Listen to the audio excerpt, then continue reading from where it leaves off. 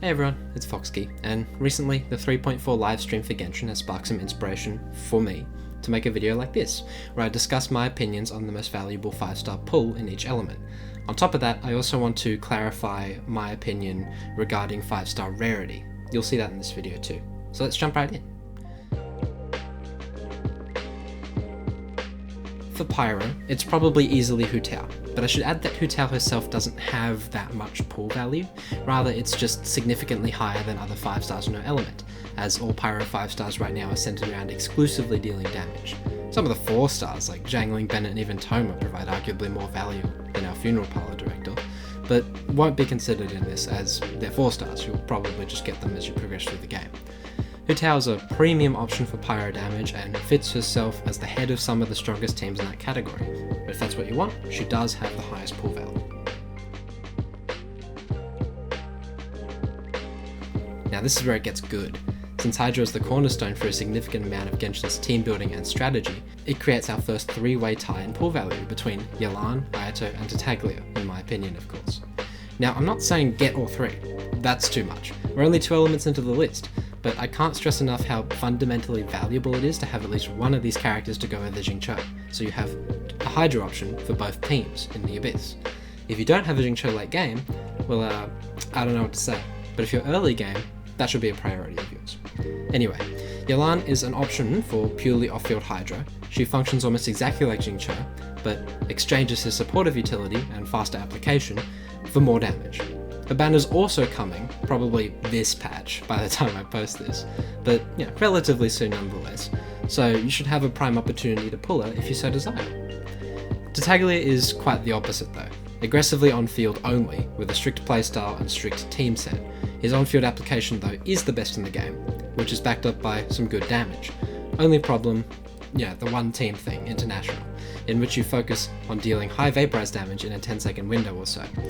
But the team is so goddamn strong that his restricted play doesn't really matter that much and his pull value stays sky high, so he's still a good pick.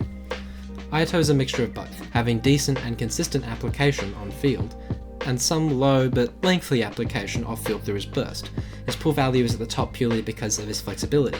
He's a valid Hydra pick for a significant portion of teams that would require it at the cost of a small amount of general potency, whether it's damage, application, etc. As long as you keep in mind what you need out of Hydra, you usually can't go wrong with any pick, including mine, as they'll either provide good damage, versatility, or both.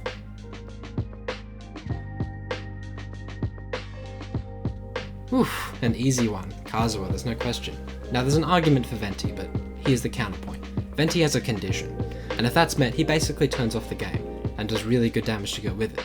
Outside of that condition, okay damage, and he gives you a bit of sustain through energy regeneration, but he's still basically a lot worse. But viable. Kazuha though, his pull value is so high because he does basically everything. A standard full elemental mastery Kazuha will give you 1. Good damage, 2. Good buffs, and 3. Good utility through his grouping. His modifiers are also fairly good if you care about that, but I'd argue you should stick with the elemental mastery build because of how much it benefits a team at a lower investment.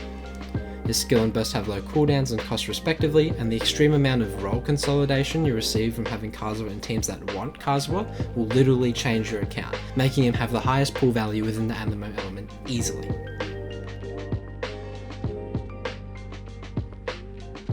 For the highest pull value, I'm going to have to give a tentative yes to Raiden. Like Kazuha, she does a lot of different things, again, good damage, good buffs, good utility, yet still ironically, as she's the Electro Archon, less account changing than Kazuha. Her burst damage increase is serviceable but quite conditional depending on the character. Tignari, as an example, would receive a much smaller buff compared to someone like Xiangling. Her energy regen is quite strong as it influences the stat requirements for characters that would typically have to forgo damage increasing stats for energy recharge, and her damage is pretty good even at C0, allowing Hyper Raiden to still be her strongest team in basically all circumstances.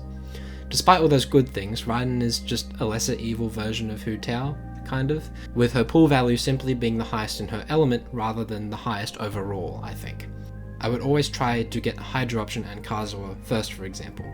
Since the other Electro 5 stars are purely on-field damage dealers, or Yai, it's still pretty safe to say that Raiden has the highest pull value as a 5 star in her element.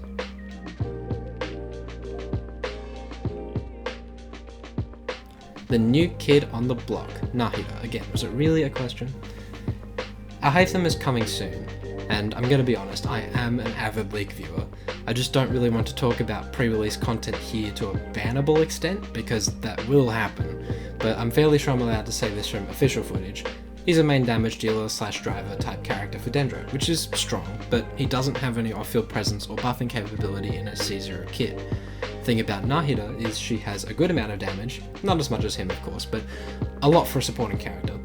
Really good Dendro application and a large elemental mastery buff that increases the damage of a lot of recent units, and ups the potency of the brand new Dendro reactions, which are already quite strong.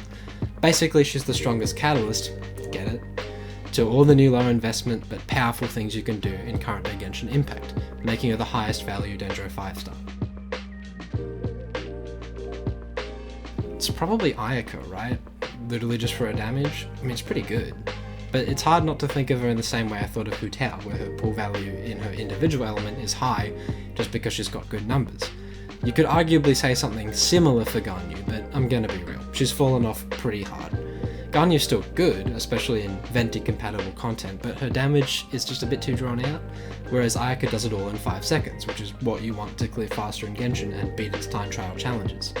I know it sounds like I'm doom posting, but I assure you Ayaka is a good damage dealer. It's just we've gotten Dendro transformative reactions that can meet that damage ceiling with way less investment. That and Cryo received 0 involvement in getting to that low investment damage. Cryo's main advantage is still freeze, because it turns off the game, and in compatible content that's still good, and Ayaka does that really well, with Ganyu hot on her heels and tightly gripped AoE settings. But Ayaka's versatility and that small range of cryo potency probably leaves her as the highest pull value in her element as a 5-star, maybe? You can comment if you agree with me or not. The last element, probably also the least valuable one. I'm gonna be real. Geo is in a place where it's only as good as it is, because it doesn't really interact with the rest of the game. It's just rocks. Combining that with the fact we have 3 Geo 5-stars, only, it's a tough pick. Nothing in Geo is really immensely valuable on its own because you need a bunch of different Geo characters to fill a good team composition. Ito's a main damage dealer, I wouldn't really encourage him for value. Albedo's Albedo, so that's a no, which just leaves Zhongli. Regarding Albedo, before I leave him in the dirt, there's an argument that, oh, he works with Dendro, and I'm like, yeah, but why? Because Dendro teams don't need Albedo. They have a better slot, and it's probably a 4-star. Outside of that, he kinda just exists, so he's not the most valuable. Now, the funny thing about Zhongli is he's still not good. Zhongli just does a lot of things. CC, burst damage, I guess, small damage boost, and the big shield. You basically always want to pull for other valuable units first, because Zhongli might be the most valuable Geo, but he's still purely a comfort pick.